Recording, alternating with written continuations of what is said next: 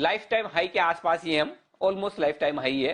तो अब लोगों को लगता है कि जब इतने लाइफ टाइम हाई बन गए, सब कुछ हो गया, अब नेक्स्ट ईयर क्या क्या ऐसा ही मूड, माहौल, तेजी बरकरार रहेगी या थोड़ा मामला मुश्किल है अगले साल? देखिए, तीन तीन अलग अलग मुद्दे पे मैं थोड़ा गौर करता हूँ। पहली बात, जो हमारे देश का जो स्टॉक मार्केट है, जी। करीबन 25 कंपनी हमारे देश के मार्केट का 75% प्रॉफिट जनरेट करते हैं, राइट। इस प्रकार का प्रॉफिट कॉन्सेंट्रेशन इंडिया के इतिहास में पहले कभी देखा नहीं गया है। 10 साल पहले तक भी टॉप 20-25 कंपनीज मार्केट का केवल 1/3 प्रॉफिट कमाते थे। आज की डेट में टॉप 20-25 कंपनीज मार्केट का 3/4 प्रॉफिट ये लोग कमा के देते हैं। तो जब हम स्टॉक मार्केट की बात करते हैं, निफ्टी या सेंसेक्स कहाँ पे है ना देख के ये देखना चाहिए कि ये टॉप 20-25 कंपनी जैसे कि HDFC bank, Kotak bank, TCS, Nestle, इनका मुनाफा कैसे चल रहा है। जहां तक मेरे को नजर आ रहा है, ये कंपनी तो रिकॉर्ड मुनाफा ला रही है और अगले 2-3 साल में मेरे ख्याल से ये कंपनी रिकॉर्ड प्रॉफिट्स लाते रहेंगे। सो ये मार्केट ऊंचाइयों पे है, उस पर ज्यादा गौर ना करके टॉप 20-25 कंपनी का हेल्थ देखना चाहिए। मेरे ख्याल से उनकी हेल्थ बरकरार है, जबरदस्त है और आगे बेहतर बनेगी। दूसरी चीज, इंडिया की इकोनॉमिक रिकवरी अभी शुरू ही हुई है। मेरे ख्याल से ये जो करंट क्वार्टर है, इसमें इकोनॉमी ना तो ग्रो करेगी ना तो श्रिंक करेगी, बट कोविड का जो अंधकार है वो धीरे धीरे पिघल चुका है और अगले 2-3 साल में इकोनॉमी की हालत थोड़ी बहुत बेहतर होगी। शायद अच्छी रिकवरी भी इकोनॉमी में अगले 1.5-2 साल में दिख जाए। यूजुअली यूएस में जब रिसेशन होती है, तेल का भाव गिरता है, पैसा सस्ता होता है, तब इंडिया की रिकवरी आती है। इंडिया का ये पुरानी परंपरा है हमारे देश में। यूएस रिसेशन के बाद ग्रोथ की रिकवरी इंडिया में आ जाती है। मेरे ख्याल से ग्रोथ की रिकवरी अगले 2-3 साल में इंडिया में अच्छी रहेगी। और तीसरी जो बात है, आप देखिए माहौल कैसा है। पहली बार इंडियन हिस्ट्री में इन्फ्लेशन 7-8% पे चल रहा है, लेकिन रियल एस्टेट मार्केट में उतनी तेजी नहीं है। इसलिए जो इंडियन हाई नेटवर्थ इंडिविजुअल है, आपके जो दर्शक हैं, उनको मजबूरन मार्केट में आना पड़ेगा। और साथ ही साथ विदेशी निवेशक, उसकी US bond yield, western bond yield 2-2.5% इस साल गिर चुकी है। विदेशी निवेशक को भी मजबूरन इंडिया आना पड़ेगा। तो दोनों तरफ से विदेशी और डोमेस्टिक पैसा मेरे ख्याल से अगले 2 साल में मार्केट में भारी पैमाने पे आएगा। साथ ही साथ रिकवरी चलेगी। इन दोनों चीजों को जोड़ें तो अगला 1-2 साल मार्केट के लिए अच्छा रहेगा और टॉप 20-25 कंपनीज के लिए बिल्कुल बेहतरीन रहेगा।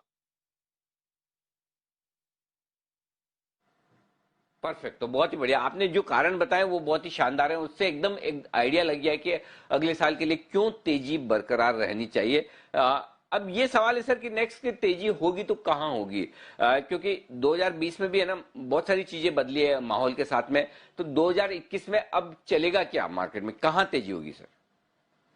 तो पहला जो सेक्टर जहां पे हमने काफी भारी पैमाने पे निवेश किया है लास्ट 6 महीने में है top quality lenders. Top quality lenders में बहुत एक दिलचस्प चीज नजर आ रही है हमको। अगर हम अच्छे बैंक्स देखें जैसे कि कोटक, HDFC बैंक, इवन छोटे छोटे बैंक की तरफ city Union bank, you small finance bank, Bajaj finance देखें, टॉप जो 5-6 प्राइवेट सेक्टर लेंडर्स हैं, उनकी प्रोविजनिंग कोविड के बाद 6 गुना ज्यादा रही है कंपेयर टू से State Bank of India, bank of Baroda, Punjab National Bank. So private sector lender ने ऑलरेडी 6 गुना एक्स्ट्रा प्रोविजन डाल दिया है compare to top public sector banks. और मेरे ख्याल से कोविड का जो एनपीए का लहर अगले साल आएगा, प्राइवेट सेक्टर ने उसका धक्का ऑलरेडी ले लिया है, पब्लिक सेक्टर ने धक्का नहीं लिया है। इसलिए मेरे ख्याल से काफी बड़ा ट्रेड रहेगा next year, where top private sector banks का और टॉप प्राइवेट सेक्टर एनबीएफसीज का भी एक अच्छा तौर चलेगा, because they will be able to say कि भैया कोविड के हिट थे, राइट ऑफ्स थे, लेकिन हमने तो लास्ट ईयर 2020 में सारा हिट ले लिया है। अब आगे हमारी रिकवरी की आप राइट पे चले जाइए। तो ये मेरे ख्याल से अच्छा पहला सबसे सिंपल ट्रेड है हमारे लिए अगले 2-3 साल के लिए, टॉप क्वालिटी लेंडर्स जिन्होंने कोविड की प्रोविजनिंग भारी मात्रा में ऑलरेडी ले ली है। दूसरा है ऑटो। जब इकोनॉमी रिकवर करती है, 3-4 साल ऑटो की अच्छी लहर चलती है, और स्पेशली जब पैसा सस्ता होता है। आज की डेट में जब हम चैनल चेक्स कर रहे हैं, हम देख रहे हैं कि 7% में मोटर बाइक के लिए लोन मिल सकती है। मेरे इंडिया में 12 साल रहते हुए पहली बार है जहाँ पे 7% में मोटर बाइक की लोन मिल रही है। इफ यू पुट अप 35% आप अपफ्रंट दे दें, आपको 7% में मोटर बाइक की लोन मिल रही है। कार फाइनेंसिंग भी इजी उपलब्धि है और ऑटो की रिकवरी मेरे ख्याल से 2-3-4 साल आराम से चलेगी। हमने अपने पोर्टफोलियोज में मारुति और आयशर मोटर्स काफी जगह ले लिए हैं। और तीसरी सेक्टर ब्रॉडर जो फार्मा स्टोरी, जो आपके चैनल पे हम बात कर रहे हैं कि एपीआई, इंडिया का सारा एपीआई मोटा मोटी चाइना से इंपोर्ट होता है। नेशनल सिक्योरिटी के नजरिए से देखें तो ये सिचुएशन वायबल नहीं है। अगर चाइना से 1/10 भी चाइना का एपीआई बिजनेस इंडिया आ गया, हमारी एपीआई इंडस्ट्री एक्सपैंड करेगी, ट्रिपल हो जाएगी। और उसी लॉजिक से हमने डिवीज लैब अपने पोर्टफोलियो में ले लिया है, और उनके कुछ सप्लायर्स हैं जैसे कि अल्काइल अमीन्स, जीएमएम फॉडलर, ये भी हमारे पोर्टफोलियो में शामिल है। तो ये 3 स्टोरीज पे हम काफी निगरानी रख रहे हैं, काफी हमने भारी निवेश किया है। टॉप क्वालिटी लेंडर्स, ऑटो और एपीआई की जो स्टोरी है, एक्टिव फार्मास्यूटिकल इंग्रेडिएंट की जो स्टोरी है। बिल्कुल। और सौरभ सर, मैं जब भी आपसे बात करता हूँ, इंटरव्यू करता हूँ, मुझे सबसे बढ़िया चीज आपके बारे में ये लगती है, आपके थॉट्स की इतनी क्लैरिटी है ना, मतलब जो भी आपके दिमाग में एकदम साफ साफ बोलते भी हैं, साफ साफ रखते हैं, साफ साफ समझ में आ जाता है। तो सौरभ सर कह रहे हैं 3 चीजों पर फोकस करिए। जो अच्छी क्वालिटी के लेंडर्स हैं, यानी कि कोई बढ़िया बैंक्स, बढ़िया एनबीएफसी, ऑटो सेक्टर की बढ़िया कंपनियां, और तीसरी फार्मा सेक्टर की स्पेशली एपीआई की बढ़िया कंपनियां, डिवीज, अल्काइल अमाइन जैसी कंपनियां। तो ये बहुत क्लियर कट है। अच्छा सौरभ सर, अब 2021 के लिए आपके प्रिफर्ड स्टॉक्स बताइए, जहां पर आपको लगता है कि वैसे तो आपका पोर्टफोलियो पूरे तगड़ा प्रदर्शन कर रहा है, आपका फंड लिटिल चैम्प्स बड़ा पॉपुलर है, बड़ा फेमस है, लोग बड़ा पसंद भी कर रहे हैं, उसमें पैसा भी अच्छा बन रहा है सबका, लेकिन आपकी कुछ बेहतरीन पिक्स बताएं सर, जहां आपका कन्विक्शन लेवल बहुत ज्यादा है। तो देखिए, हमने काफी सारे स्टॉक्स के नाम तो ऑलरेडी बताया, पर उनमें से मैं 2-3 पे फोकस करता हूँ। फ्रंटलाइन प्राइवेट सेक्टर बैंक्स की जो जो जो स्ट्रेंथ है, एचडीएफसी बैंक की, जो कोटक बैंक की स्ट्रेंथ है, वो काफी जानी पहचानी है। मेरे ख्याल से अगले 1-2 साल में उसको और अप्रिसिएशन मिलेगी, बट वो काफी जानी पहचानी स्ट्रेंथ है।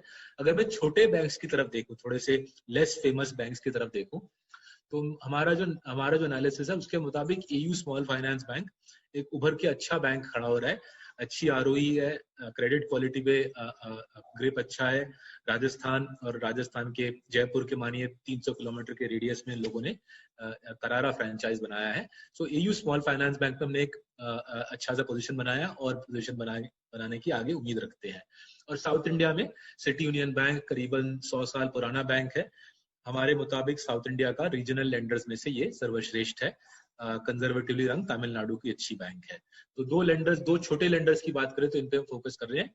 और ब्रॉडर जो सेविंग्स की जो स्टोरी है, फाइनेंशियल सेविंग्स की जो स्टोरी, जो स्टोरी के पार्ट आपके दर्शक भी हैं, कि रियल एस्टेट और सोना में कम निवेश करें, फाइनेंशियल सिस्टम में ज्यादा निवेश करें, स्टॉक्स खरीदें, म्यूचुअल फंड्स खरीदें, लाइफ इंश्योरेंस खरीदें, ये स्टोरी मेरे ख्याल से अगले दशक में भी चलती रहेगी। लास्ट 10 ईयर में तो चली है, अगले दशक में चलेगी। लाइफ इंश्योरेंस पे हमारी पर्टिकुलर फोकस है, और हमारे एनालिसिस के मुताबिक एचडीएफसी लाइफ इंडिया का सर्वश्रेष्ठ लाइफ इंश्योरर है। अच्छी कंपनी है, अंडरराइटिंग ट्रैक रिकॉर्ड अच्छी है, और एचडीएफसी लाइफ में हमारा काफी एक सब्सटैंशियल सा पोजीशन बनाया है। अगेन आगे उम्मीद रखते हैं कि आगे और भी बड़ा पोजीशन एचडीएफसी लाइफ में बनाएंगे। So City Union Bank, AU Finance Bank and HDFC life, ये 3 अगर मेरे को देखा जाए अगले 1 साल में, मेरे को काफी ऊंची उम्मीदें हैं इन 3 स्टॉक से। बिल्कुल बेहतरीन 3 स्टॉक आपने बताया, तीनों ही फाइनेंशियल सर्विसेज से जुड़े हुए ये स्टॉक्स है। Top quality lenders AU small finance bank, city Union bank, और इंश्योरेंस से जुड़ा हुआ एचडीएफसी लाइफ। ये 3 बेहतरीन स्टॉक हैं सर की लिस्ट में, जिन पर आपको ध्यान रखना है।